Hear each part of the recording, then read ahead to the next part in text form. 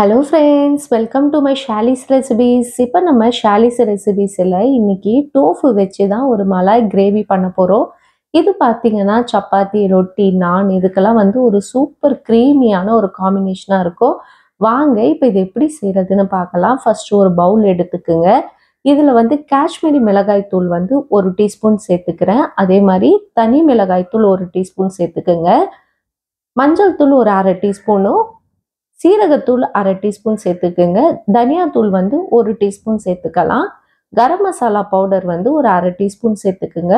உப்பு வந்து தேவையான அளவுக்கும், இஞ்சி பூண்டு பேஸ்ட் வந்து 1 டீஸ்பூன் சேர்த்துக்கிட்டு, லெமன் ஜூஸ் வந்து நல்லா ஒரு 1/2 லெமனை வந்து பிழிஞ்சு விட்டுக்குங்க. இது கூடவே ஒரு 2 டேபிள் ஸ்பூன் அளவுக்கு தயிர் சேர்த்துக்கலாம். இப்போ இதில் வந்து கஸ்தூரி மேத்தி பார்த்தீங்கன்னா ஒரு 1/2 டீஸ்பூன் அளவு கஸ்தூரி மேத்தியை நல்லா கையில் வந்து க்ரஷ் பண்ணிட்டு சேர்த்துக்குங்க. இப்போ இது எல்லாத்தையும் ஒரு ஸ்பூன் வச்சு நல்லா மிக்ஸ் பண்ணி விட்டுருங்க. ஒன்னோட ஒன்று நல்லா மிக்ஸ் ஆகி வரணும். இப்போ இதில் நம்ம வந்து டோஃபு கியூப் வந்து போட்டிருக்கோம். நீங்கள் வந்து இதுக்கு பதில் பன்னீர் கூட சேர்த்துக்கலாம், இல்லை மஷ்ரூம் சேர்த்துக்கலாம். உங்களுக்கு விருப்பமாக எந்த வெஜிடபிள்ஸ் வேணாலும் நீங்கள் இதில் சேர்த்துக்கலாம். இப்போ இது கூடவே ஒரு வெங்காயத்தை வந்து கியூப் ஷேப்பில் கட் பண்ணி சேர்த்துக்கோங்க. குடைமிளகாய் வந்து ஒரு குடைமிளகாயும் சேர்த்துக்கலாம். அது கூடவே தக்காளி வந்து விதையை நீக்கிட்டு மேலே இருக்க அந்த சதை பகுதியை மட்டும் அதையும் கியூப் ஷேப்பில் கட் பண்ணி சேர்த்துக்குங்க. இதில் என்ன வெஜிடபிள்ஸ்னாலும் உங்களுக்கு விருப்பப்பட்டது நீங்கள் சேர்த்துக்கலாம். இப்போ இது எல்லாத்தையும் நல்லா மிக்ஸ் பண்ணி விட்டுருங்க. இது 1 மணி நேரம் டைம் இருந்தால் அப்படியே மூடி வச்சிடலாம். இல்லைன்னா ஒரு 1/2 மணி நேரமாச்சு அப்படியே வச்சுருங்க. அப்போ தான் அந்த மசாலா வந்து நல்லா அந்த பன்னீர்லேயோ இல்லை டோஃப்லேயோ நம்மளுக்கு இறங்கும். இப்போ ஒரு பேன் எடுத்துக்கோங்க. இதில் வந்து 1 டேபிள் ஸ்பூன் மட்டும் பட்டர் சேர்த்துக்கலாம். பட்டர் சேர்த்துட்டு இப்போ நம்ம ரெடி பண்ணி வச்சுருக்க டோஃபு கலவை வந்து இப்போ இதில் ஆட் பண்ணிடலாம். சேர்த்துட்டு நல்லா வந்து ஃப்ரை பண்ணிக்கோங்க.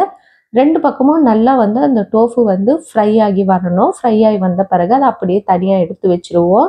இப்போ அதே கடாயிலேயே என்ன பண்ணிக்கோங்க, 3 டேபிள் ஸ்பூன் அளவுக்கு பட்டர் ஆட் பண்ணிக்கோங்க. இது கண்டிப்பாக பட்டரில் செஞ்சால் தான் டேஸ்ட்டு நல்லா நம்மளுக்கு நல்லாயிருக்கும். இப்போ இதில் ஒரு 2 வெங்காயத்தை வந்து பெரிய சைஸ் வெங்காயத்தை பொடியாக கட் பண்ணி சேர்த்துக்குங்க. அது கூடவே கொஞ்சமாக உப்பும் சேர்த்துக்கிட்டு வெங்காயம் நல்லா கலர் மாதிரி வர அளவுக்கு வதக்கிக்கலாம். இப்போ இதில் 1 டீஸ்பூன் அளவுக்கு இஞ்சி பூண்டு பேஸ்ட்டும் சேர்த்து இஞ்சி பூண்டோடைய பச்சை வாசனை போகிற வரைக்கும் வதக்கிக்கலாம்.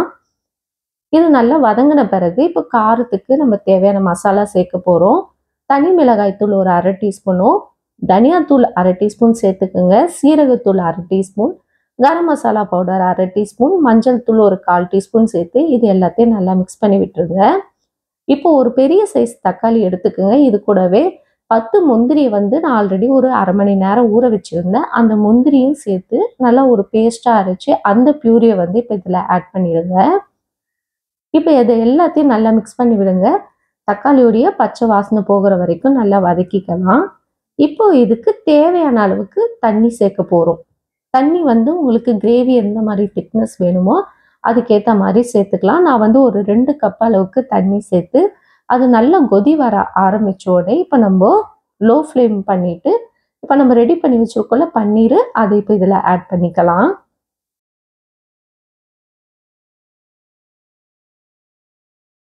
பன்னீரை சேர்த்துட்டு இதை ஒரு 5 நிமிஷத்துக்கு நல்லா மூடி போட்டு நம்ம கொதிக்க விட போகிறோம். ரொம்ப நேரம் கொதிக்கணும்னு அவசியம் கிடையாது. ஒரு 5 நிமிஷம் நல்லா கொதித்த பிறகு இப்போ வந்து கஸ்தூரி மேத்தி 1 டீஸ்பூன் சேர்த்துக்குங்க. நல்லா கையில் க்ரஷ் பண்ணிவிட்டு சேர்த்துக்குங்க. இப்போ இதையும் சேர்த்து மிக்ஸ் பண்ணி விட்டுருங்க. பாருங்கள், இப்போ நம்ம கிரேவி வந்து நல்லா திக்காக கிடச்சிருக்கு. இந்த நேரத்தில் வந்து ஃப்ரெஷ் க்ரீம் வந்து ஒரு 1/4 கப் அளவுக்கு சேர்த்துக்கலாம். ஃப்ரெஷ் க்ரீம் சேர்த்துட்டு நம்ம வந்து ரொம்ப நேரம் போட்டு கொதிக்கவோ இல்லை கலரவோ கூடாது. அது கூடவே பொடியாக கட் பண்ண கொத்தமல்லியை சேர்த்து ஒரு 2-3 நிமிஷம் மட்டும் அதை மிக்ஸ் பண்ணி விட்டிங்கன்னா போதும். நல்லா ஒரு க்ரீமியாக சூப்பராக டேஸ்ட்டாக நம்மளுக்கு வந்து டோஃபு மலாய் கிரேவி ரெடி ஆகிடுச்சு. இதை நீங்கள் பன்னீர்லேயும் செஞ்சுக்கோங்க. டோஃபு பிடிக்காதவங்க பன்னீரில் பண்ணிக்கலாம். அவ்வளோதான். இது மூடி போட்டு ஒரு 2-3 நிமிஷம் நல்லா கொதி வர அளவுக்கு இருந்தால் போதும். கேஸை ஆஃப் பண்ணிவிட்டு சர்வ் பண்ண வேண்டியதான்.